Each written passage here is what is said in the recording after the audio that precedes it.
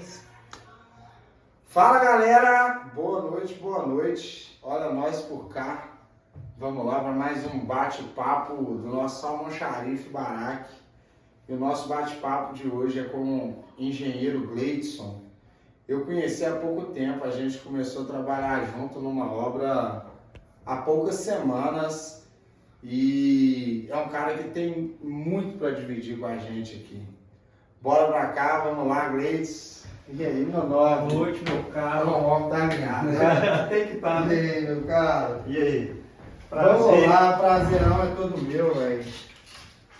Agradecer porque, assim, nossa batida de obra, hoje é terça-feira, 8h30 da noite, né? E, pô, a gente tava na batida até de tardezinha. Justamente. E, assim, mesmo assim, pô, a galera pagou um preço, se deslocou. Eu que agradeço de coração, velho. Isso, eu que agradeço o convite aí, né? A Top, oportunidade desse top. bate-papo. Da hora, mano.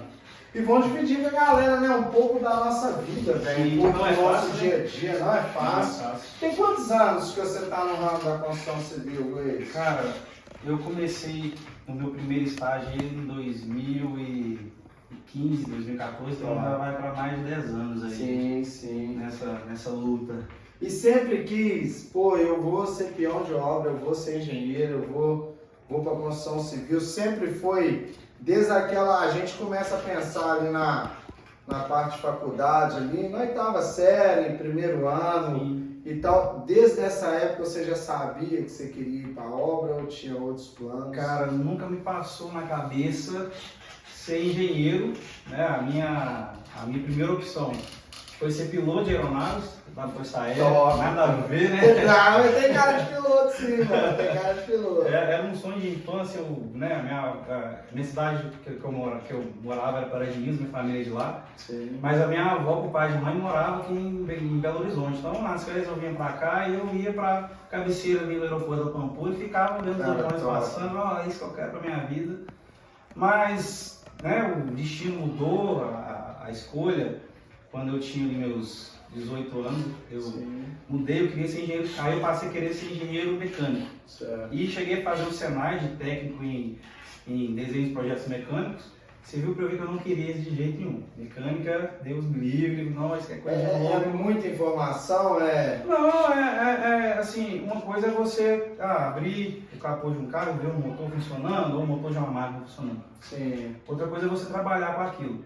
entendi. Né? Eu formei no técnico de desenho de projetos mecânicos, no Senai, mas assim, me ajudou muito em questão de visão de projeto. A gente fazia peças, chegar a final de semana, era 40, 50 peças, professor, na mão, né? A gente fazia desenho técnico na mão.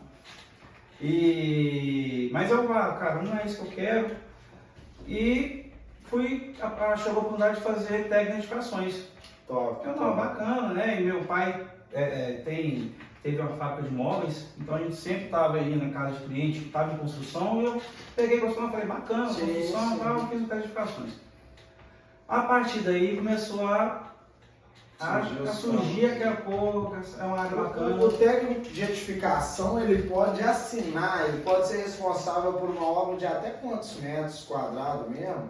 Cara, na verdade o técnico de edificações, ele é como se fosse um técnico de segurança, né? Ele tem alguns projetos que ele pode assinar, mas não a ART. A ART é o engenheiro. Então não tem essa questão de metragem quadrada. Ele assina como se fosse um técnico de segurança mesmo. Entendi. Né? Mas a ART, quem assina é o engenheiro civil. Entendi. Então eu comecei a fiz o teste de edificações, formei, gostei muito da área e entrei para a faculdade de engenharia civil. E fui fazendo ali. No meu terceiro período eu queria desistir. Balança, né? Nossa, não é fácil, é muito difícil. Eu trabalhava o dia inteiro e ia para a faculdade, estudava de madrugada depois de chegar da faculdade. Eu não quero. Até que um dia na sala de aula decidi mesmo, eu não quero. Sim. Saí da sala de aula, fui para o Montes, que era uma cidade vizinha, para fazer faculdade. Jogar tudo pro alto. Eu não quero mais, eu vou fazer outra coisa, sei lá, mas eu não quero engenharia. Aí eu sentado no ônibus, né, esperando o ônibus para ir embora, o ônibus estava vazio. Entra uma colega de ônibus, né, não colega assim, porque ela Ela fazia parte disso, mas eu não conhecia, não conversava. E ela perguntou se podia sentar do meu lado, não pode. E ela perguntou, eu escutei a turma aqui falando, você faz engenharia civil, eu não faço. Falei que eu comecei no estágio, só que eu sou da engenharia de produção, me contrataram para a parte de produção, mas eles estão contratando um estagiário para engenharia civil. Você quer? Eu falei assim, olha, bora, né? Sim. Fui fazer o estágio, a partir daí nunca mais saí de obra. Aí é diferente, já pisou no canteiro. Pisou no canteiro. Cara, é um caminho sem volta, gente. Muito, cara. Até hoje eu não consegui entender a atmosfera. Eu acho que não é dinheiro, porque nem sempre a gente ganha dinheiro. Na grande maioria das vezes, assim, do processo, a gente se lasca bastante. Mas o cara, depois que ele pisou no canteiro de obra ali, que ele se viu, cara, é poucos profissional que eu vi, assim, acho que hoje tem 15, deve ter uns 15, 16 anos que eu mexo com obra, que era do ramo e o cara saiu, né? Uhum. Tipo assim, pô, foi fazer outra coisa. Teve um engenheiro que eu conheci, ele, inclusive eu vou convidar ele. Ele foi assim, ele é engenheiro civil, e assim, ele já tinha uns 33 anos, 34, e ele foi ser engenheiro no Exército, cara. Sim. Eu vou até trazer ele pra gente saber um pouco mais sobre isso. Eu sei que ele fez o curso lá de infantaria, fez as paradas e virou soldado mesmo. Uhum. Hoje ele é tenente do Exército, mas ele voltou para o canteiro de obra. Né? Ele não atua mais, mas eu acho que a patente militar, eu não sei como é que funciona, mas eu acho que o cara não perde. Uhum. Então ele é um tenente em ação ainda, mas ele está de volta no canteiro de obra. Então, é muito louco, velho, quando... Assim, na verdade a obra é apaixonante, né? Igual é estressante ou apaixonante? É estressante, é um trem que não dá pra explicar, cara, porque assim, a gente se entrega, nem toda vez aquele projeto, porque assim, acontece muito empecilho no dia a dia de obra, a gente está vivendo um momento que a gente tem muitas obras, tem pouca mão de obra, e muitas das que tem, eu acho que não está 100% legal. Eu acredito que assim, que eu sempre comento, né, com a galera aí que está mais nova, né, às vezes que tem alguns colegas que formaram e acabaram que não entraram na área, que o seu telefone nunca toca para falar que está tudo certo. O telefone toca o dia inteiro, mas a gente tem um problema aqui, tem um problema aqui, e a gente está lá para resolver o problema. Né? O que eu vejo hoje é que tem muita obra, mas a concorrência está alta. Está alta. Muitas empresas, a galera está indo mais para a área, né, de empreender mesmo. Empreender, né? Sim. Hoje em dia tem muito engenheiro empreendendo, né? Tipo... Tem muito engenheiro que tá indo para esse lado, né? Eu mesmo, eu optei para ir para uma grande empresa, Sim. Né, que me proporcionava grandes obras, né, para preencher o currículo mesmo. Mas, assim, a questão de mão de obra tá difícil. Tá difícil. Uma mão de obra qualificada tá complicado. É um desafio muito grande. Eu percebo que mudou muito o seguinte, eu acho que a obra, no geral, começou a sentir isso, né? Eu lembro, cara, que em 2010 até 2013, ali, o mercado estava muito aquecido. Sim. Foi antes da Copa do Mundo. Cara, e a quantidade de obra que a gente fazia, que eu fiz, a quantidade de obra que a gente fez, a quantidade de serviço que a gente entregou, era meio que como uma orquestra. A parada funcionava assim, cara, igual a gente estava trocando ideia, aquele dia lá fora da obra, parece que a obra em si perdeu um certo controle. Eu acho que todos os envolvidos da obra, tanto os donos de construtora, quanto os engenheiros que é responsável pela gestão, pela liderança, eu acho que tem um desafio que surgiu, não sei se a galera percebeu, mas eu percebi, parece que assim, todas as obras que a gente vai, cara, é muito problema sendo resolvido, Você tá entendendo? Então assim, não tinha tanto isso. Sim. Se você for pegar uma planilha e ver o tempo que a gente está gastando para resolver problema, o tempo que a gente está gastando para fazer serviço, por exemplo, eu não sei como é que funciona nas empresas, mas muitas das vezes o cliente fecha a obra e faz pressão. Tipo, antes de fechar a obra, aquela proposta maravilhosa, obra de milhões, obra de tantos milhões, mas depois que o cliente fecha a obra, ele quer a obra entregue. Sim. E nem sempre a gente consegue respeitar essa logística da entrega da obra ali e vira aquela loucura. Sim. Né? Hoje em dia, hoje, no tempo de hoje, eu devo estar com 5 clientes diferentes. Se eu te falar que em todos os lugares a gente sofre pelo mesmo problema. A gente tem uma energia muito maior para apagar incêndios, né? Do que ter uma tranquilidade para a gente fazer uma produção muito top, sabe?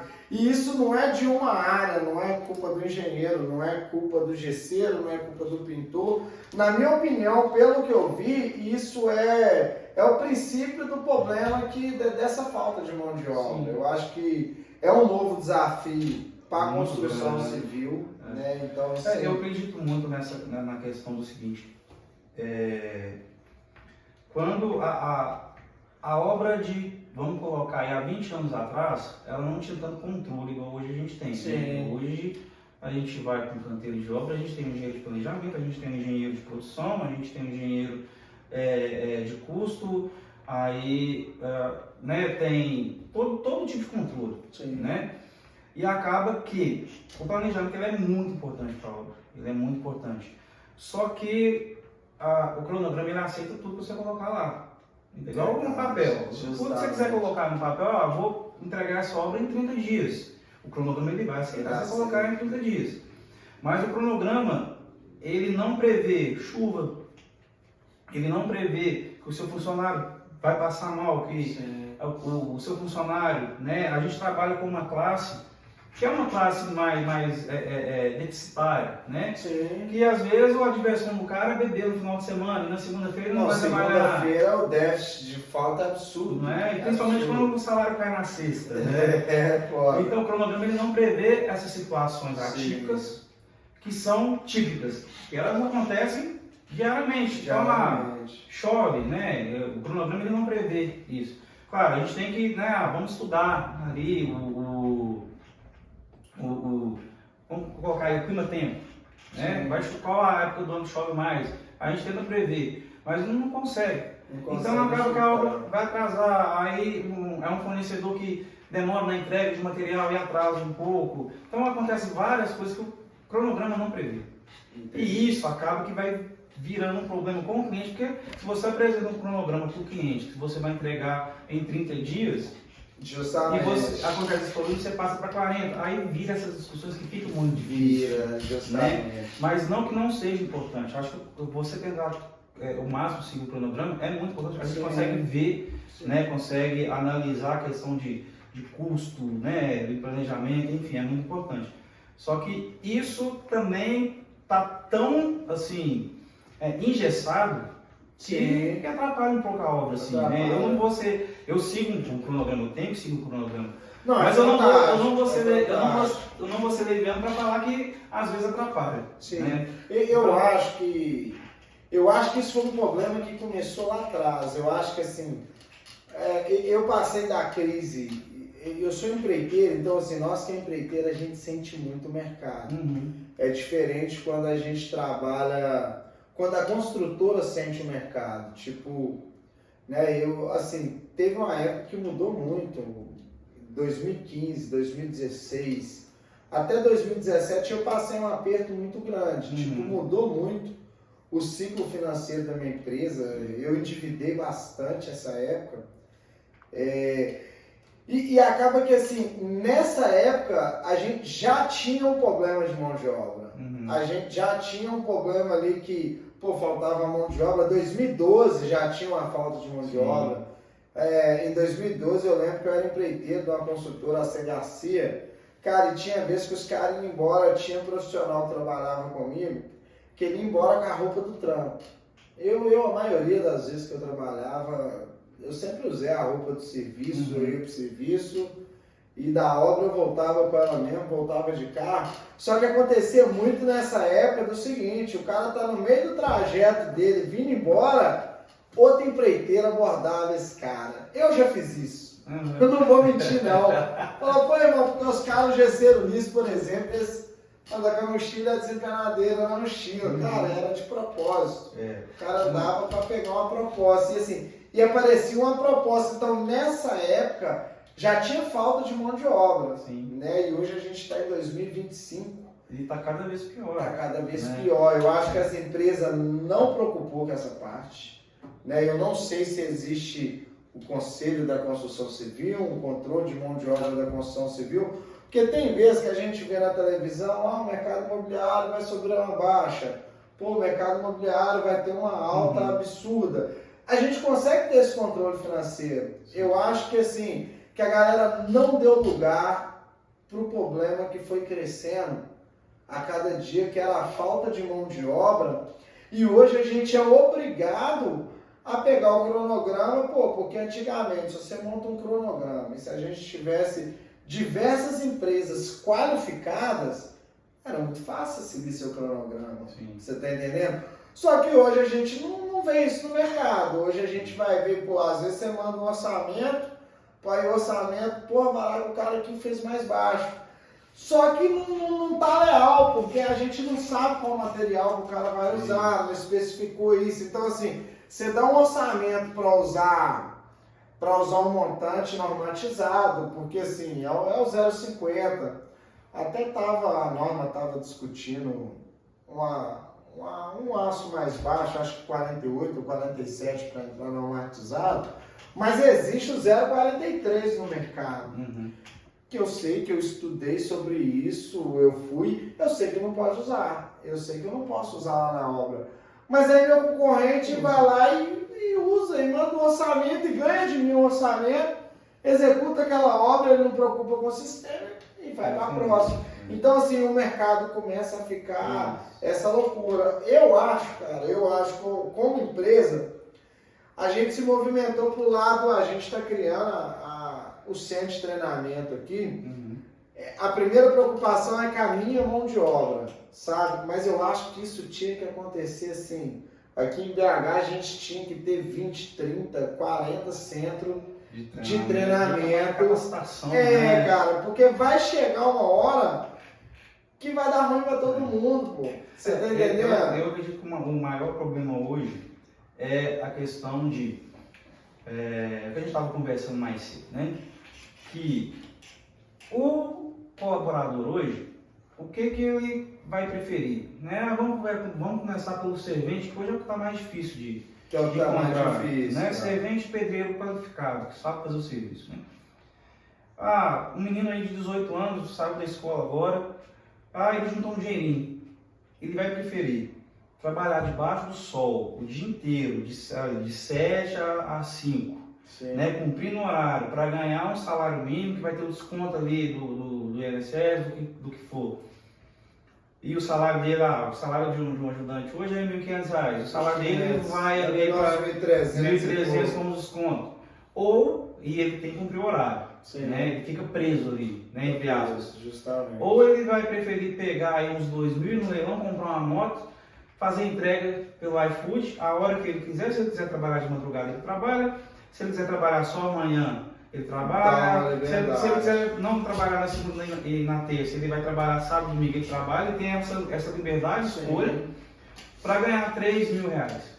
O cara consegue. Hoje ele consegue fazer com entrega R$3.000. E sem desconto nenhum. Tá que ele não vai ter o 10º, mas... Né? Então, para ele é muito melhor. Não, ele tem o direito de vir, ele está com a liberdade. Justamente. Então, o que acontece? Hoje, a remuneração dos colaboradores da construção civil está baixa. Está baixa. Né? Tá baixa. Só que se você oferece um salário maior para o seu colaborador, o seu cliente não vai pagar. Não vai arcar com aquilo. Entendeu? Então, se você aumenta a remuneração do seu colaborador, automaticamente aumenta o seu orçamento, mas seu cliente não vai pagar. Acaba você perde a concorrência por causa disso. Então, eu acho que a valorização da mão de obra seria o ideal, mas é muito difícil de acontecer. Mas uma hora vai acontecer.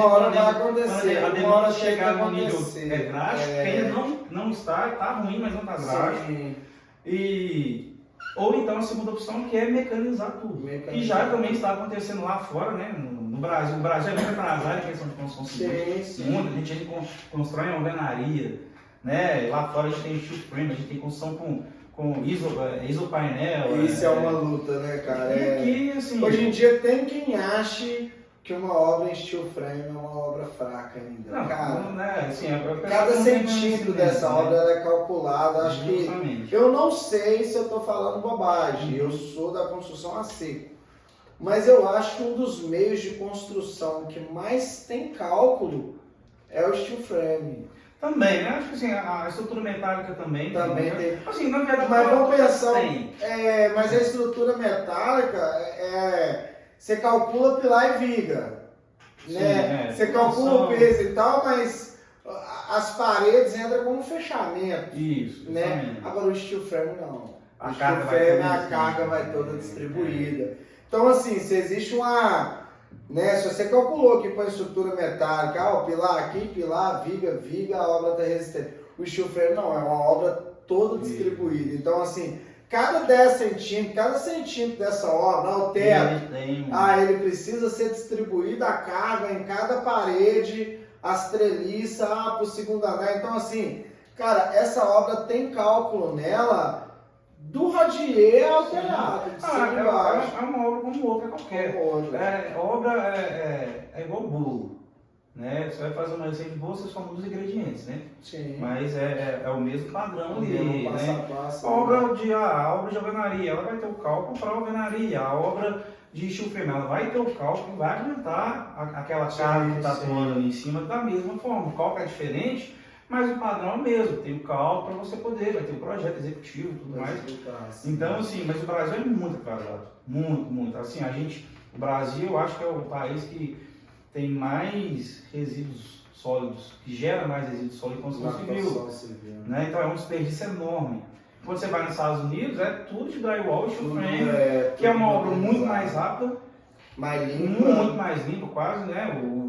Os resíduos são quase zero, vamos dizer assim. Eu não vou falar que é zero, porque não é, mas é quase zero. 2, 3%. É, muito pouco. Né? Então, assim, o Brasil está muito atrasado, tem que evoluir muito. Está melhorando, né? Você que é da área da construção a seco, você está vendo que está melhorando bastante. Tem uma melhoria grande. Eu acho que agora tem mais empresa importando, trazendo esse conhecimento, mas ainda está demorando, assim. É que a aceitação não está legal. Justamente. Né? Na parte industrial, a aceitação é muito boa. Sim. De construções alternativas. É excelente. Na parte industrial. Né? Eu trabalho na área industrial, né? Eu não trabalho com residencial. Mas é uma área que tem uma aceitação de novas tecnologias excelente. A Vale é uma que, né, é uma empresa que se você chegar com uma solução, eles aceitam, pagam. Então a maioria das indústrias, né? Mas na residencial ainda é um tabu você quebrar. Sim. É mais quem gosta mesmo, eu vejo que o estilo tem espaço para quem gosta.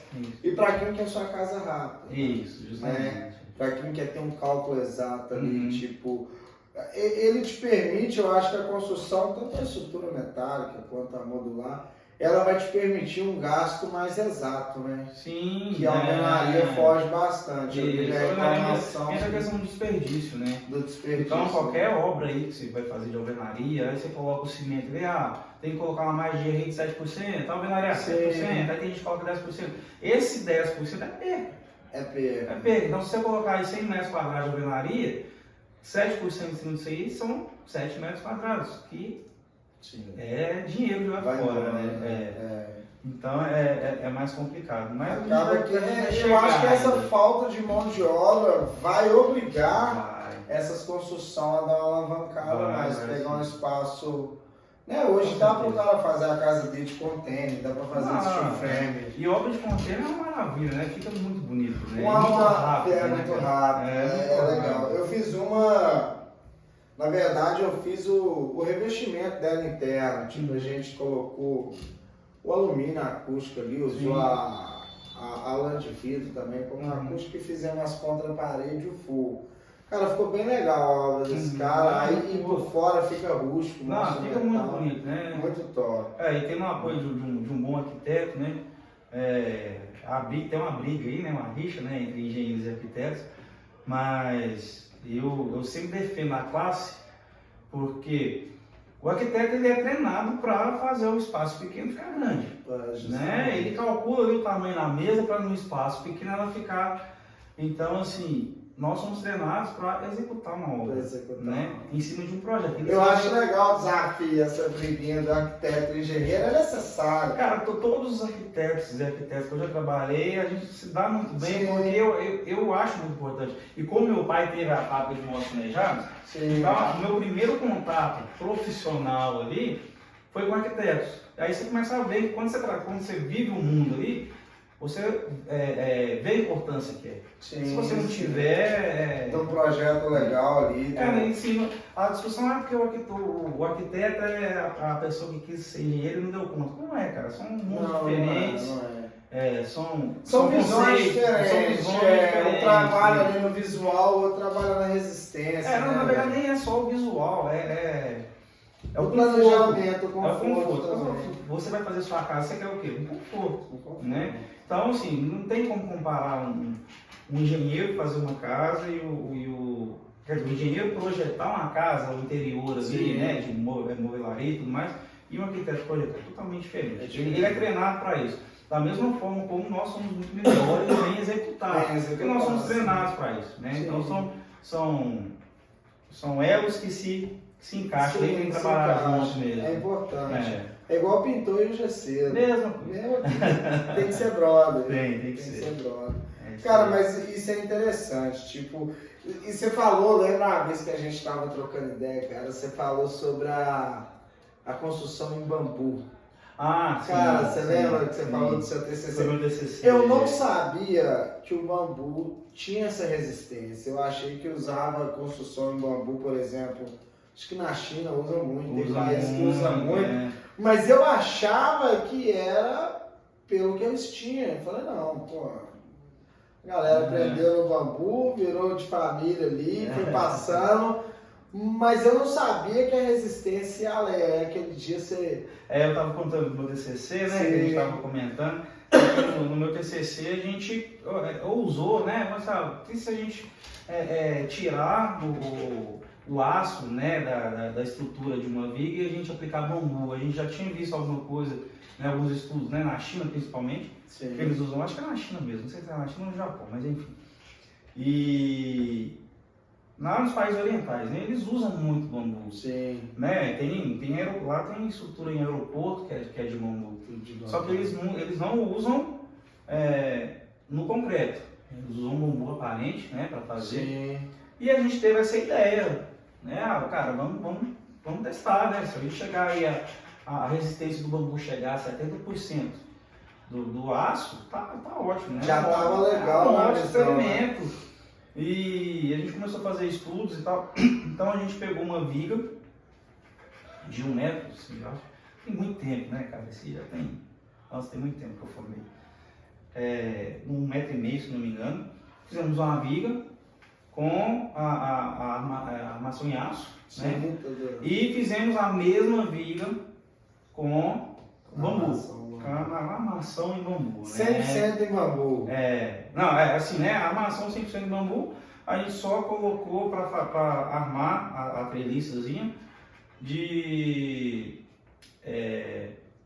parafusos, né? Com a mesma bitola da armação em aço. Quando a gente foi fazer o teste no laboratório, a gente rompeu a de aço, beleza, chegou em certa carga, bacana, era esperado, né? E a gente foi fazer o rompimento de bambu e foi subindo a carga, chegou em 70%, a gente esperava romper, não rompeu. Aí já foi subindo, o professor já ficou meio espantado e a gente também chegou na mesma carga do aço. Aí nós, e foi subindo carga, e ela atingiu aí, se eu não me engano, foi 20 ou 30% a mais. Né? Então a trabalhabilidade do bambu, né, na tensão dele foi maior.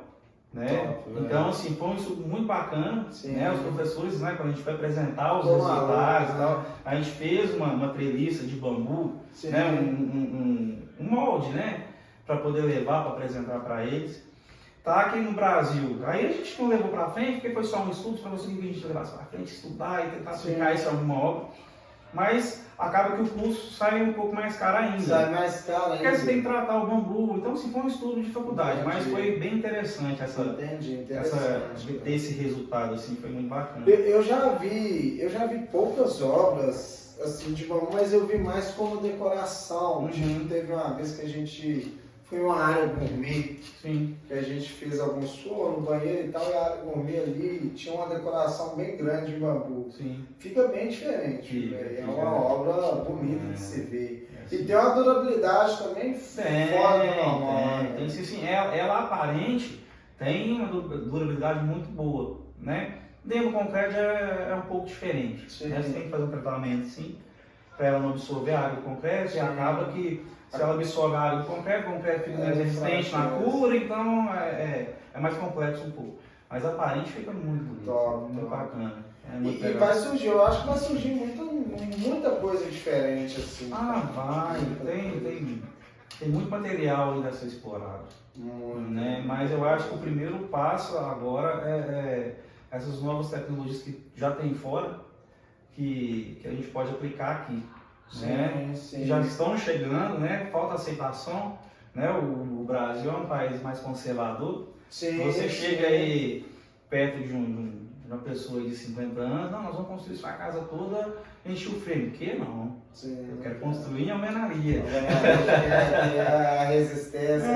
Vai ter esse pensamento. Mas essa nova turma que está chegando aí já tem uma aceitação. Já tem a mente mais aberta. E hoje em dia, cara, o que eu percebo é que muitas das vezes o cliente está mais técnico que a gente, cara. Sim. O cliente que quer construir, que sonha em construir a casa dele, cara, eu acho que o cara estuda, ele devia entrar pro ramo. Porque, pô, tem hora que a gente chega pra dar uma ideia pro cliente e tal, e o cliente falando de técnica. Mas é porque o acesso à informação hoje ficou está muito grande, muito grande. Então o cara chega ali pro YouTube, o cara sabe fazer uma bomba. Sim, né? No YouTube ensina a fazer uma bomba. Então o cara chega ali, vou ver no YouTube aqui como que é a construção de chufre, o que pode fazer, o que não pode. Você chega lá, você fala alguma coisa, não, mas isso aqui não pode. Não é assim e tal. Então, assim, o acesso à informação está muito fácil, isso é muito bom. É bom que a gente vai mais além, mais rápido. Isso, né? Justamente. Né? E assim, nesse desafio, cara, o que você acha que como construtora, por exemplo, qual que é a preocupação da construtora hoje com esse lance de mão de obra? Cara, é principalmente a questão de conseguir cumprir os prazos. Cumprir os prazos, né? Justamente. Porque a mão de obra já está escassa. Sim. E não está qualificada. Né? Antigamente, esse é tinha ponto. mão de obra qualificada. Então, você não tendo a mão de obra qualificada, a produção cai. Sim. Então, um pedreiro que fazia, vamos colocar aí, 25 metros quadrados num dia, são números aleatórios. Hoje, um pedreiro que está chegando aí, ele faz 10. Sim. Então, você não pode ter a mesma produção. Então, você acaba que você aumenta o seu cronograma. Aí a gente entra na parte do cronograma de novo. Aí a gente vem trabalhando há 20, 30 anos com um certo tipo de produção, o pedreiro faz 25 metros. Hoje você já não pode fazer isso. Tá tendo que mudar isso tudo. Porque ele não está qualificado a mão de obra. Entendeu? Ela não consegue acompanhar mais. Sim. Então, esse é um dos desafios e, igual eu falei, eu acho que hoje, no patamar que a gente está, é mais modernizar mesmo, colocar, mecanizar. Maquinário, mecanizar. Tem muita. Lá agora já existe muito maquinário assim que. Sim. Né? Mas aí você tira um pai de família, mas o pai de família não está te produzindo, né? Acaba que não tira, cara, não tira tanto, porque tipo assim. Pô, a gente já tá com muita falta de mão de obra. Sim. Na verdade, a gente vai obrigar ali a se qualificar. A se qualificar. Aí é onde que tudo muda, velho. O jogo muda, porque assim, a visão do cara vai mudar. A gente voltando lá naquela ideia do ajudante, eu desenvolvi, não sei se eu te mandei, depois eu vou te mandar, tá? Eu desenvolvi um workshop que chama O Ajudante do Ajudante. Né? Qual que foi a dor que eu vi de vocês de vocês não, a dor nossa, porque eu lido com mão de obra também, foi justamente esse ponto. Tem muita gente sem estar treinado, e um ponto que eu percebi, que o ajudante ele não tem nem noção de onde que ele pode chegar. Nenhum. Tipo, o ajudante, tadinho, ele sofre. Eu sofri pra caramba, velho. Tipo, eu lembro, cara, porque quando eu ralava, eu comecei a ralar acho que eu ralei de ajudante mais de um ano. Né? Hoje eu acho que o cara tem que ficar de ajudante um semestre, velho. O cara não precisa ser ajudante mais de 6 meses se ele for um bom ajudante. Se ele tiver força de vontade, ele aprende. Não, você concorda comigo? Se tem um ajudante lá que ele chega na sua aula 10 para 7, dá 10 para 5, ele vai te perguntar o que mais que você precisa. Cara, você não vai ficar com medo de perder esse cara, não? Na hora. Você não vai, porra, vai dar 4, 5 meses. Pô, põe esse cara de meio oficial. Né? Então, assim, o cara só é ajudante a vida inteira se ele quiser, velho. Principalmente pela necessidade. Então, assim, eu desenvolvi a ideia desse curso. É um dia, é um workshop, para mim poder pegar o ajudante contratado pela empresa e eu trocar uma ideia com o cara. Sim. Tipo assim, trocar uma ideia mesmo, usando a minha história. Eu vim de baixo na situação, subi 1,5 centímetro, né? Mas o que acontece? A gente conseguiu ver algumas coisas, ver algumas linhas de crescimento que eu não imaginava viver. Sabe? Então, assim, eu acho que hoje o ajudante, ele é desinformado nessa parte, da onde que ele pode chegar, porque ele até entra no canteiro, é pouco. Eu acho que se tivesse uma remuneração um pouco maior, iria chamar mais profissional para a área, porque aí o cara conhecer. E eu acho que o cara tinha que ser obrigado a se especializar em alguma coisa, né? Porque assim, o ajudante fica solto, cara. Isso. E ele acha que ele é o cara que vai carregar peso para todo mundo, né? Porque é a sensação, pô, tem que encher a caçamba. Quem que vai encher? O ajudante. Assim, eu tenho um pensamento, né? Eu respeito, óbvio, mas eu tenho um pensamento até um pouco contrário, que eu acho assim, hoje, antigamente não era assim, mas hoje eu acredito que não é só na classe de ajudante, não, na área da engenharia também.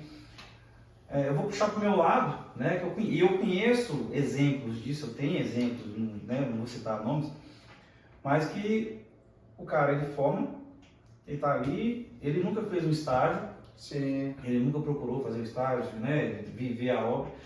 Ele acabou de pegar o diploma, ele já quer sair da faculdade e pegar um emprego de engenheiro ganhando o maior salário que o engenheiro ganha. Mas aí eu vou usar o seu exemplo agora. Para você abrir a sua empresa, você tem que investir. Em dinheiro. Né? Você tem que investir uma grana e daí talvez um ano depois recuperar esse investimento. Na parte de engenharia é a mesma coisa, só que em vez de a gente investir dinheiro, né, quando a gente forma, a gente investe tempo. Então a gente vai pegar, tem uma oportunidade de ter certificações aí. Você está formado em engenheiro, mas você não tem experiência como engenheiro. Então você vai aceitar o salário de certificações para você começar a pegar currículo, para daí você passar para um auxiliar de engenharia, um analista de engenharia e virar um engenheiro. Só que a turma quer pular esse processo. E virar engenheiro direto. Então aí, pensa comigo, isso aí é culpa do mercado ou é culpa da pessoa? Eu vejo mais como uma culpa da pessoa que não teve aquela força de vontade. Né? Aí eu vejo a mesma coisa como o ajudante. Aí a gente não pode generalizar. Mas assim, eu trabalhei numa obra em Uberlândia, foi até meu divisor de águas na época, foi uma obra muito grande, chamada de celulose. E lá eu tive um ajudante, ele veio, não sei se era do Ceará, veio o pai dele primeiro para Uberlândia. Trabalhava comigo e falou, posso trazer meu filho? Meu filho é ajudante e tal. Então eu falei, olha, pode, mas ele é bom? Ele é bom? Ele falou, não, ele é muito bom. Eu falei, então tá bom, nós vamos fazer um teste com ele. Se ele for ruim, eu mando ele e você embora, você de conta. Não, eu vou trazer. Ele chegou e o cara era isso aí. Acabou, o que tem que fazer agora? Isso aí, eu falava para o encarregado logo, né? Tem que fazer, não, beleza. E ele sabia, ele foi aprendendo a fazer tanta coisa, e ele envolvia a equipe. Eu comecei a ver esse rapaz, esse cara tem futuro, né? E ali, 6 meses, subi ele para meio oficial. 2 meses de meio oficial, eu já trabalhava como pedreiro, fazia tudo. Falei, vou passar para pedreiro. o cara virou encarregado, hoje é encarregado lá na empresa. Top. E é encarregado. Então, se tem 3 anos que eu saí de lá, então em 3 anos ele virou encarregado. O cara era muito bom, né? Então, assim, às vezes vai mais da pessoa. Da pessoa. Querer ter Justamente. Ali do que... É isso que eu quero um pouco, eu pus nesse workshop, para tentar gerar, vou ser bem sincero, é mais uma troca de ideias. Tem treinamento de segurança, tem treinamento de prumo, prumo, esquadro, nível e vassoura, né? Só que a ideia é tentar gerar uma ambição no cara. Sim. Né? Porque se o cara não tiver ambição, infelizmente, ferrou. Se ele não achar, ele vai só encher a bitoneira. Se ele não descobrir, cara, que o cara que tá por detrás ali da bitorneira, rodando a bitorneira, ele ganha quase R$1.000 a mais que ele, você tá entendendo? Porque é fora de lógica, mano. Vamos pegar o ajudante, vamos pegar dessa área da bitorneira. Qual é a função do ajudante? O que ganha menos. Porra, ir lá carregar a parada bitoneira. Porra, bitoneira. Peso, bitoneira. Água, bitoneira. Se a massa ficar errada, ele errou o traço. E o cara da bitoneira, qual é a função dele? Virar a bitoneira. Ele ganha quase R$1.000 a mais. Só pra virar a bitoneira. Você tá entendendo? Porque ele se qualificou em ligar e desligar a bitoneira. Você tá entendendo? Então, assim, eu acho, cara, que assim, nas antigas, a gente tinha tempo, a obra tinha tempo. Pô, igual nós jogávamos bola, mano. Nessa empresa, cara, o que tá acontecendo? Tá na hora de vocês voltar a fazer isso por nós. Justamente. Porque eu lembro antes, velho, os engenheiros chegavam, isso era legal pra caramba, isso não era jogo sujo, nada disso, velho, isso era a forma que era na obra, tipo assim, já aconteceu diversas vezes, tipo, o engenheiro tava naquela pressão de obra, chegava a galera, pô, que dia que vocês acabam esse serviço? Aí, pô, nós vamos acabar depois da manhã, ó, se vocês acabarem essa parada hoje pra mim, eu vou pôr 300 na mão de casa. Até amanhã, na hora do almoço, eu ainda pago meu irmão. Ali nós ia pra ralava de noite, entrava madrugada e resolvia. Sabe? Tinha aquela, pô galera, vamos acabar a obra, churrasquinho, quadra. Cara, e aquilo ali unia a galera. Eu acho que hoje o tempo, a gente fica tão pressionado a resolver a parada toda. Eu acho que, no geral, a gente está perdendo essa essência. Eu acho assim, essa questão da bonificação na empresa, né? Isso aí, eu vejo que várias obras da empresa lá tem bonificação, nas minhas eu não coloco. Sim. Por quê? Tem os pós e os contras. Se você vai fazer uma obra que no final dela você vai mandar todo mundo embora, que são, né? Às vezes é obra esporádica, você manda todo mundo embora, faz a bonificação. Sim. Se você vai com essa equipe para outra obra, não faz. Por quê? Você vicia. Sim, vicia. O cara vai estar ali, tá em um atraso. Aí na hora o salário dele volta pro justo. Aí você tá no atraso, ó, se vocês terminarem de entregar até tal dia, presentão na conta. Beleza. Na próxima, eles, não, peraí, não vou trabalhar só com bonificação. Isso é muito perigoso. Tem pós e tem contra. Né? Então, assim, nas minhas obras eu não coloco, porque eu sei que a equipe que eu trabalho aqui eu vou levar para a próxima obra. Né? A empresa que eu trabalho hoje é uma empresa que tem várias obras, então... E elas dá essa liberdade para vocês. Cada um leva a sua equipe, né? Assim, geralmente sim, a gente consegue escolher, mas não é uma empresa que manda embora em cada obra, né? Ela pega a equipe e remete para outra obra. Então tem um pós e contra. Mas essa questão do futebol é muito engraçado que nessa obra de Uberlândia, quando eu cheguei,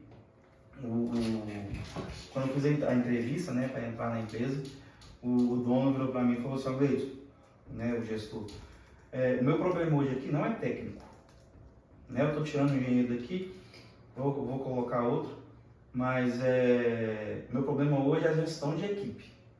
Minha equipe tem muita falta, minha equipe não são amigos, não são unidos e tal, e você faz uma diferença no treinamento ser mais unido. Então eu estou com essa dificuldade aqui. Então o cara que vem vai ter que melhorar isso aí.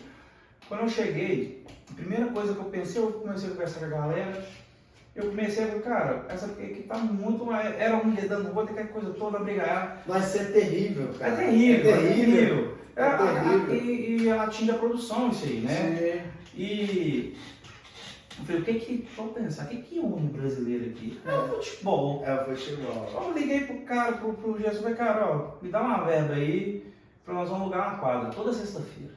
Ou vou ver com a turma aqui que dia que é melhor, né? A maioria é casado, o cara, na sexta-feira, ele vai para casa, o que é melhor? Ele ir para casa ou ele ir jogar uma bolinha, ficar até mais tarde na rua e depois chegar em casa? Falei, juntei a turma aí. Ó, você joga uma bola? Comecei, perguntei primeiro, você joga? Não, joga, você joga. Aqui, ó, que dia que é melhor para vocês? Segunda, terça, quarta, quinta? Sim. Aí eu falo, não sei, tem que ser sexta. Então, beleza.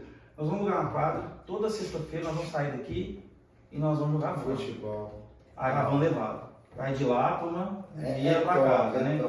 Cara, a turma ficou unida de uma forma. Tudo, né? 3 semanas depois, 3 futebol. A turma já começou a chegar.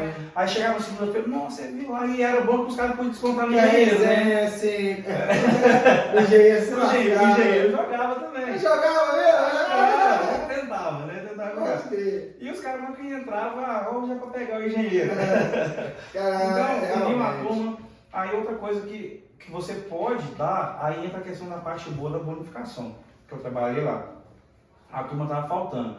E eu coloquei, ó, quem não faltar, independente. Ó, se o cara passasse uma hora dessa, você tá perdido. Sim. Mas se o cara fosse todos os 22 dias do mês de trabalho, R$150 a mais na conta. Sim. Tá. Cara, as faltas, tipo assim, diminuiu 90%. Diminui. Porque o cara vai faltar, ele não perde só o dia, tá perdendo a bonificação. Aí se o cara vai 7 ele ganha, então, tipo assim, pra ele, ó. Então diminuiu muito. Hoje em dia a gente precisa voltar um pouco pro 880. Então eu acho que a questão da bonificação, igual você falou, ela é interessante não nessa parte, você vai me entregar tantos metros quadrados até tal dia, você vai ganhar bonificação. Não. Sim. Põe uma bonificação pro cara não faltar. Sim, mas se você não faltar, você vai ganhar 300 conto. Ó, o cara não vai faltar. Não vai faltar. O cara não vai. R$300, se você for pensar, é dinheiro. E acaba que vira, né? Vamos pôr aí, que é um meio oficial, um oficial, vira uns R$500, R$600, porque a falta dele tem um desconto, o cara perde a cesta. Justamente. Cara, é um prejuízo muito alto. Pra ele é. Pra ele é muito alto. Aí a gente pensa, mas R$300, no final do ano são R$3.000. R$6.600. Justamente. É o 14º salário. É o 14º salário. Entendeu? E tá impedindo ele de tomar um prejuízo maior. Justamente. Não, eu acho que essa questão da bonificação ela é muito boa se você souber trabalhar ela. Sim. Aí você aumenta a sua produtividade e fica bom. E essa questão do futebol é muito Cara, eu acho que merece um hashtag volta futebol pra obra, porque, cara, é muito bom. Muito bom. Empresas paguem quadra. Paguem quadra, cara. Eu tô olhando com os meninos pra gente voltar a ter uma peladinha, cara. Não precisa nem ser toda semana, quinzenal. Já ajuda, porque ali, aquele cara ali, talvez que você não conseguiu trocar uma ideia legal na obra, pra você ter um dia a dia. Aí o cara sai do seu time e acabou quando você realmente pode resolver. Esse cara, você puxa aqui pro seu lado, porque muitas vezes o engenheiro ele é mal visto na obra por não pela questão de ser rude, alguma coisa assim, porque tem hora que a gente tem que ser mais enérgico mesmo, mas pela questão de, tipo assim, muita, né, igual eu falei, essa classe é uma classe mais, vamos dizer assim, tem menos estudo, né, falo, né, pedreiro e ajudante, só que se você for parar para pensar, tem pedreiro na obra que o que ele tem de experiência eu tenho de idade. Sim, então o cara sabe muito mais que eu. A faculdade não te ensina nada, a faculdade ensina teoria, a prática eu aprendi em obra. Então, às vezes o cara te olha assim, nossa, não vou conversar porque é inacessível, o cara é mais...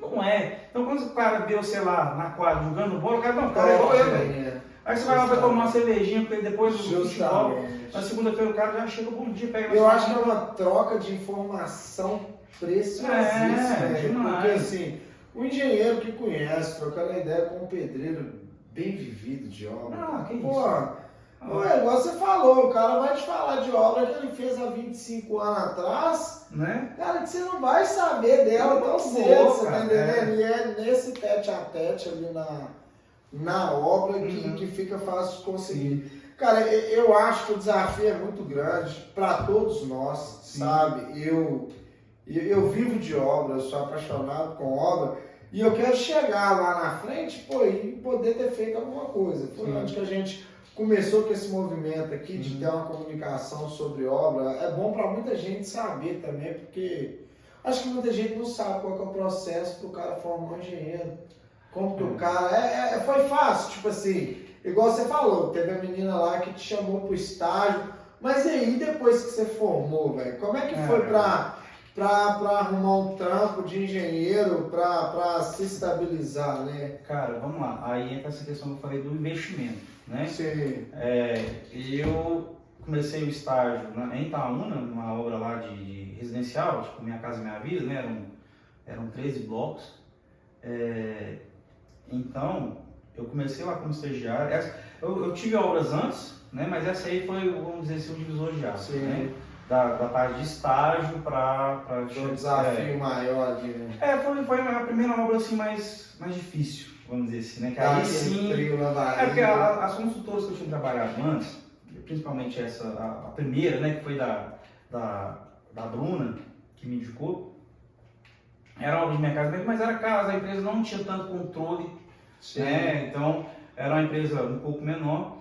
Mas quando eu entrei nessa empresa, que é a Prix Engenharia, que o gestor era o Giovanni, nós somos amigos até hoje, o cara ele é meu mentor assim, da engenharia mesmo, foi o cara que me ensinou muita coisa.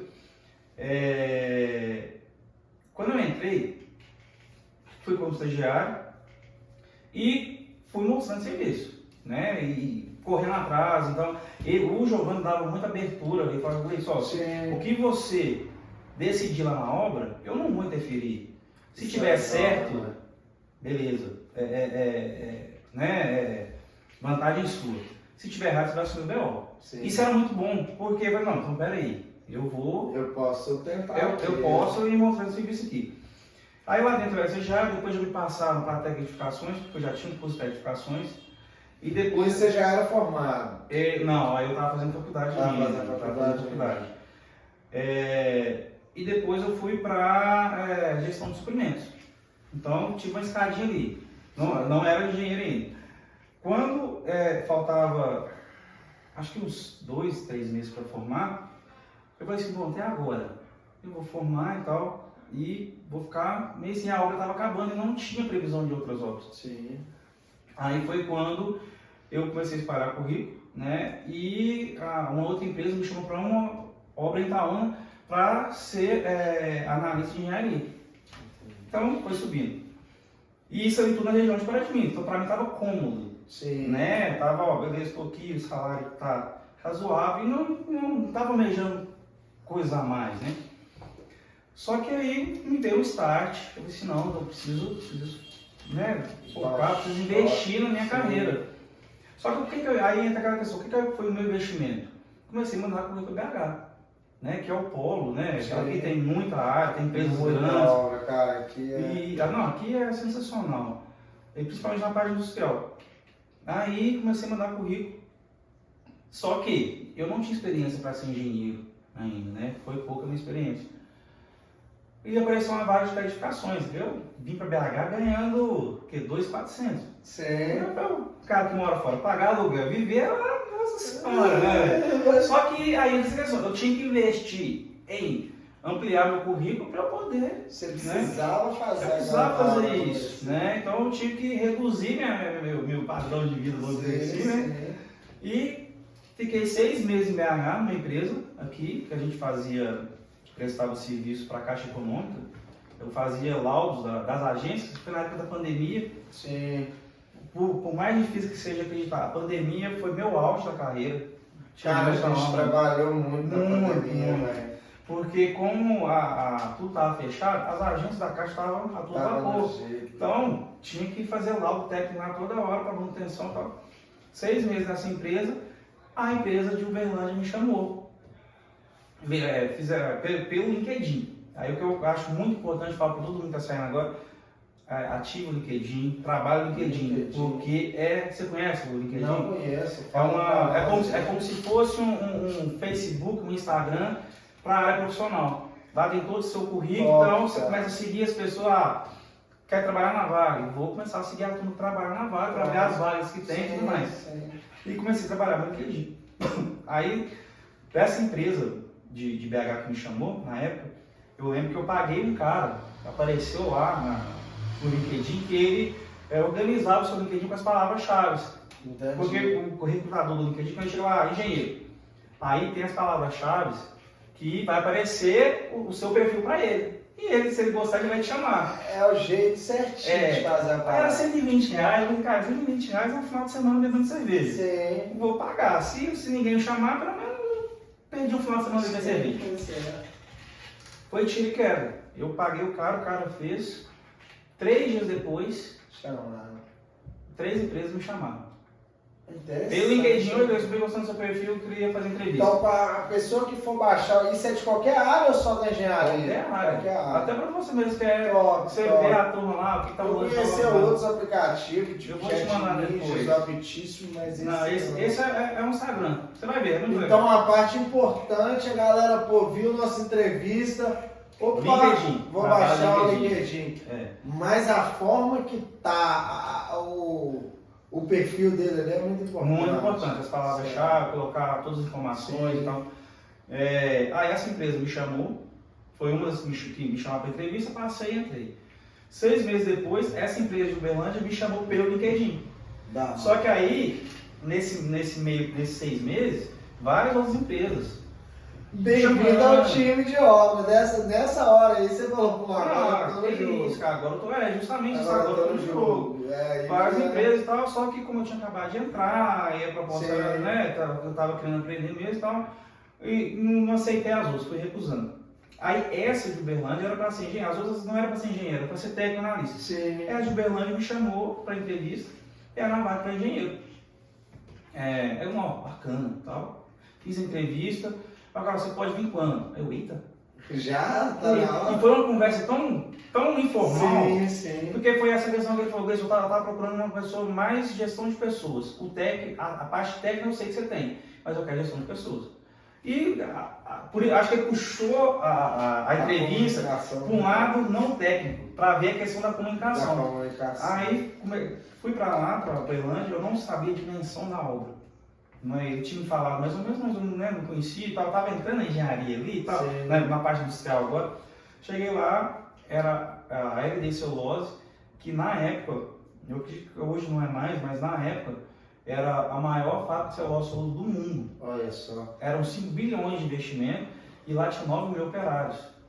E a gente estava construindo o site, eram várias empresas, tinham vários engenheiros lá, mas eu era um dos engenheiros que estava lá. Aí, cara, quando eu cheguei, eu fui lá na empresa em Uberlândia, que ela tinha uma filial lá, e foram me levar lá na obra pra conhecer a obra. Cara, na hora que eu cheguei, eu falei assim, não, que isso? Isso é outro mundo. Não, então o que eu tô fazendo aqui? Eu não vou fazer isso não, cara. Eu fui na barriga. Não, aí na hora que a gente chegou e tal, aí no outro dia já fui pra obra, o dono da empresa foi me apresentar a primeira obra lá, que era uma barragem. Uma barragem que tinha rompido, que a gente tinha que limpar e ele construiu uma nova. Aí você já construiu uma barragem? Eu disse, não. Ele falou, pois é, você vai ter que aprender. Que top. Aí o negócio é o seguinte, seu período de experiência, a gente tem um prazo de 3 meses para fazer essa barragem. Não era uma barragem grande, mas era uma barragem. Você tem um prazo de 3 meses. Se você fizer em 3 meses, é seu período de experiência, você fica. Se você não fizer, você tá fora. Ele falou, gente, se você tá fora, se você não fizer. Eu, ó, beleza. É isso. Aí, cara, comecei a estudar para fazer, deu certo, a gente fez no prazo que tinha que fazer e comecei. Cara, foi assim, aí foi a virada de chave, fiquei lá no ano, foi virada de chave na engenharia, pro mercado. Porque depois que eu tava todo mundo da parte do estado, conhecia a LD Celulose. Então começou a chover convite no LinkedIn. Pra engenheiro civil. Top. Começou a chover. E aí a obra estava acabando, eles queriam me mandar para outro estado, e eu não estava muito afim de ir para outro estado. Sim. E eu tinha um sonho de entrar na FIENG, que é a Federação das Indústrias de Minas Gerais. Sim. Já tinha tentado várias outras vezes, mas por essa escolha de querer arriscar ir para outra cidade que eu não conhecia ninguém e tal, arriscar mesmo. Tive essa experiência na LD Celulose por um ano. Por essa experiência, a FIENG me convidou para entrar, para fazer parte, foi onde eu entrei na FIENG. Trabalhou lá muito tempo? Trabalhei lá 5 meses, que foi quando a Alptec me chamou. Que é que você tá. Aí uma porta abre outra porta. Cara, então assim, aí daí, cara, foi só surgindo o convite. Eu acho aí, né, finalizando, Muito importante você ter, o primeiro passo é aceita receber menos. Você tem experiência. Você tem que pegar a experiência. Ninguém vai te contratar se acabou de formar essa experiência. Não existe. Justamente. Não existe. Então, esse é o primeiro passo que eu falo. Segundo passo, aceita ir para onde tem. Pra onde tem. Cara. Vai pra fora. E são os melhores. Que a parte do estágio que é a parte da pessoa se lascar, né, velho? É. Assim, tipo, pular de ponta. Isso. Eu falo assim, mas pra onde tem que eu falo tem obra lá no Mato Grosso, vai. Vai, né? Vai. Tem obra lá em Manaus, vai. Então, vai. Você tem que construir um currículo para depois você poder escolher onde você vai trabalhar. Sim. Né? Então, isso é muito importante, isso conta demais. Uma empresa que pega esse o cara que trabalhou em tal lugar, então, nosso cara rodou, então o cara tem uma experiência. Isso chama muito. Eu trabalhei 7 meses em Manaus, que era 7 meses, fazendo o aeroporto internacional. Top. De lá, né? A reforma do aeroporto internacional, da pista e tal. É outra tecnologia, são outras regras. Você aprende muita coisa trabalhando em outro estado. Né? Assim, é uma obra muito específica. Muito específica, porque são regras aeronáuticas.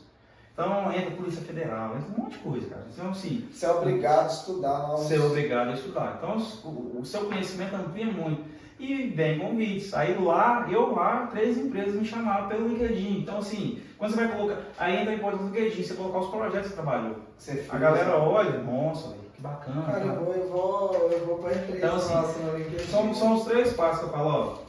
Esquece nota de faculdade, para quem tá estudando. Tem uma nota extraordinária. Cara, esquece nota de faculdade. A parte do tem que ter as mães. Você vai. Não, você tem que ter o mínimo para passar. Não estou falando para não estudar. Mas foca no estágio. Sim. Vai fazer um estágio. Tem vários colegas de sala que tiravam 100 lá, eram muito melhor que eu.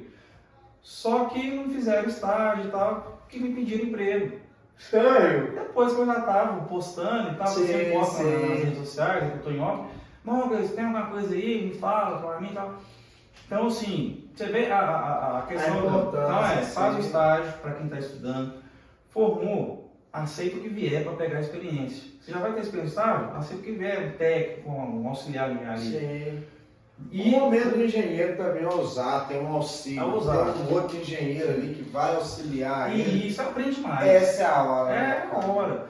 E terceiro, vai para onde tem.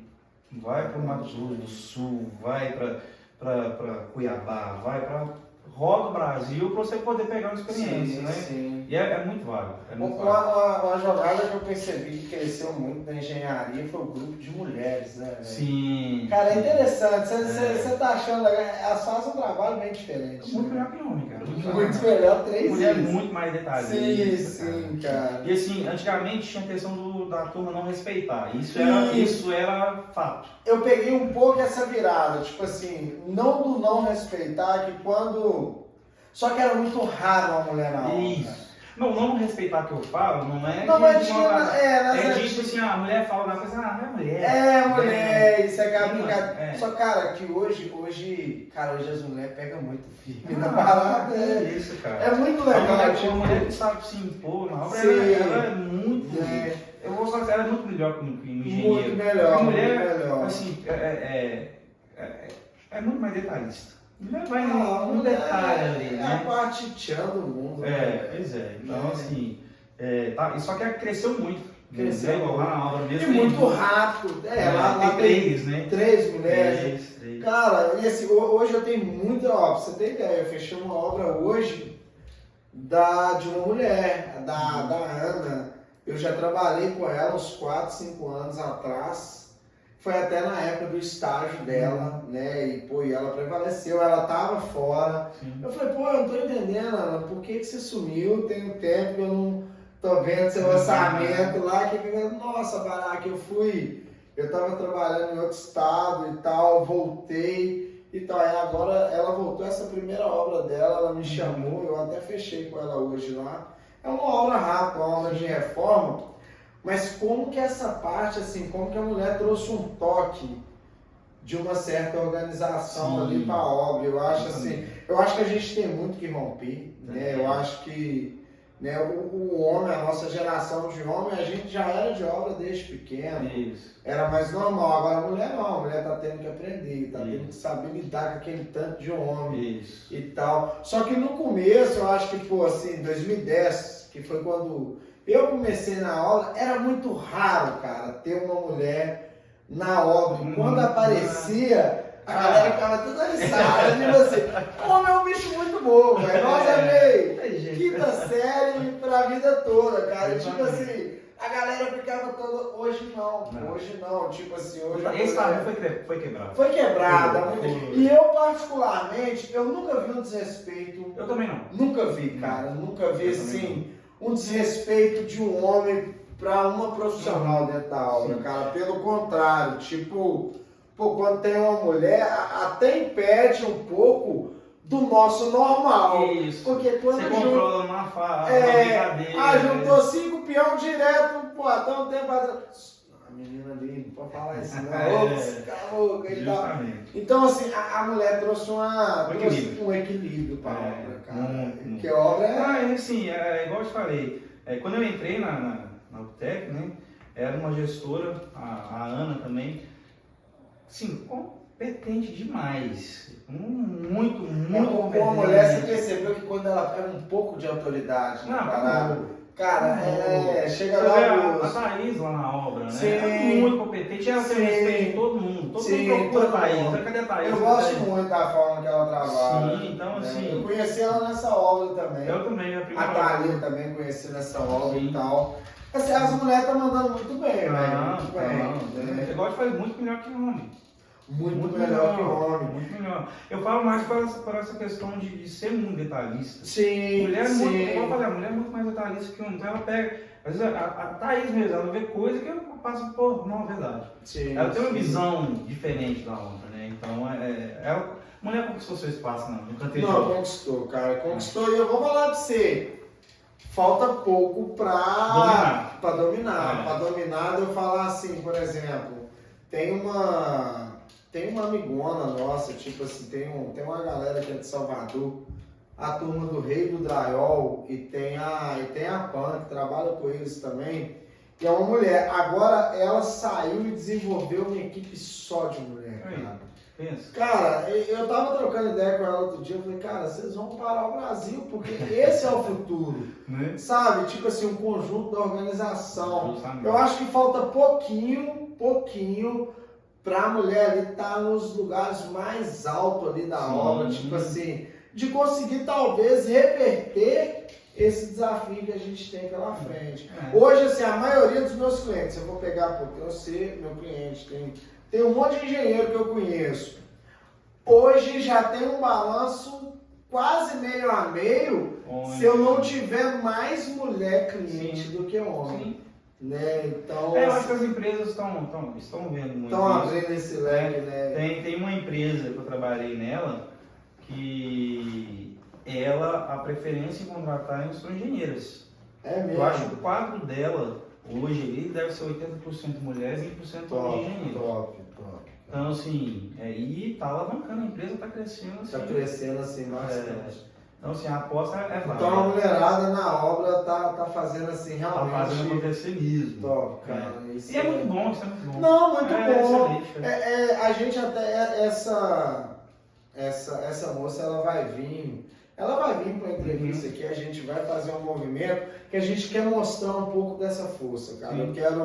Eu quero usar, a gente está no começo desse projeto, mas que vire um meio de comunicação sólido aqui em Minas, que a gente vai querer mostrar um pouco sobre como a mulher está na obra, aí a gente vai fazer um meio bolado, né? Eu acho que tá bem legal, assim, cara, sabe? Isso aí. Né? Vai ser bom. Top de linha, né, mano? Na moral. Cara, se deixar, a gente... Vira a noite.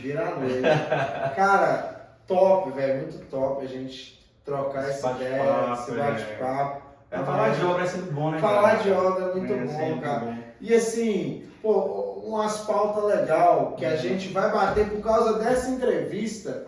Eu ainda vou gravar, vou jogar lá. Pô, a gente vai trazer um futebol, velho. Vamos trazer o futebol. Nem que a gente marque entre equipes, vamos trazer o futebol pra gente mostrar um pouquinho do que causa, velho. Porque eu acho que assim, é bom os construtores, os engenheiros, a galera. Cara, a gente precisa de alguma coisa para dar uma embalada. Não que a gente precisa, não que é uma pechincha, pô, mas a gente precisa de algumas soluções para resolver os problemas que tem. É porque assim, cara, obra não para, né? Não para. E assim, para a turma também que tá chegando aí, né? Eu acho que o mais legal da obra, que eu acho que você deve sentir a mesma coisa, um exemplo, né? Essa de Uberlândia, né? Que foi a Dessolose.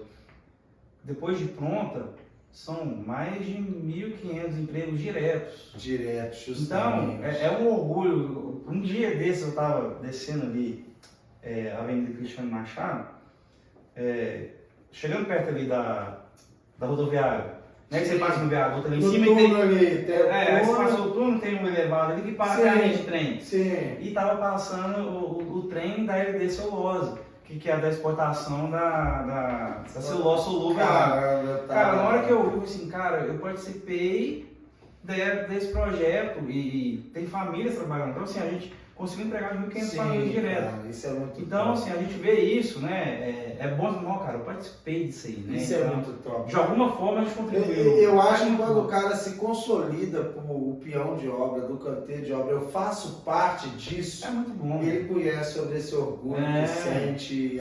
Tem dia que a gente passa, vê uma obra realmente. Aquela música, tá vendo? Aquele é difícil, música.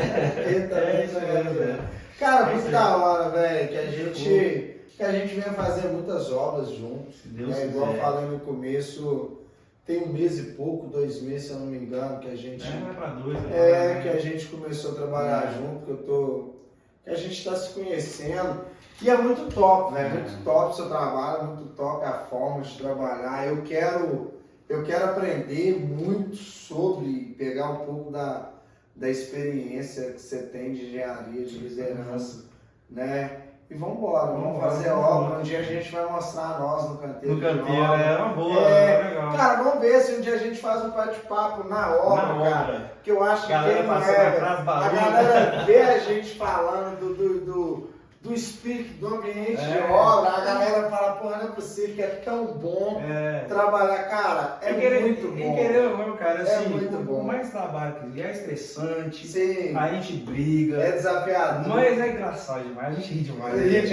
Cara. A gente ri, a gente tem esperança, conta história, tem ambição, né? Conta um bocado de mentira. Um pouquinho, tem mentiroso. Mas tem mentiroso. Cara, mas top. Mas assim, obra é incrível, cara. Eu não me vejo em outra área profissional. É o que eu falo, assim, eu não me vejo fazendo outra coisa. Por mais que era meu sonho ser piloto de avião, mas hoje eu não me vejo fazendo outra coisa. E você se vê fazendo um prédio da altura que um avião passa, cara? Não. Não se vê? Da hora. Porque cara, tentar os arranha-céus. Sabe por quê, cara? Eu entrei nessa área industrial e eu me apaixonei pela área industrial. Industrial. Eu não me vejo fazendo outra coisa, não. Top. Eu quero continuar nessa área aí até. Fazer indústrias e indústrias. Indústrias, cara, porque é muito desafiador. Sim. E é bacana demais as tecnologias que você vive em cima. É diferente. Cara, é diferente da residencial. Top, é diferente, é muito bom. É isso aí. Isso é top. Vambora pra cima. Vambora. Galera, é isso aí. Valeu só demais. Força, agradecer de coração. Obrigadão. Tamo junto, meu Tamo cara. junto. Valeu. Chama! É nóis, meu cara.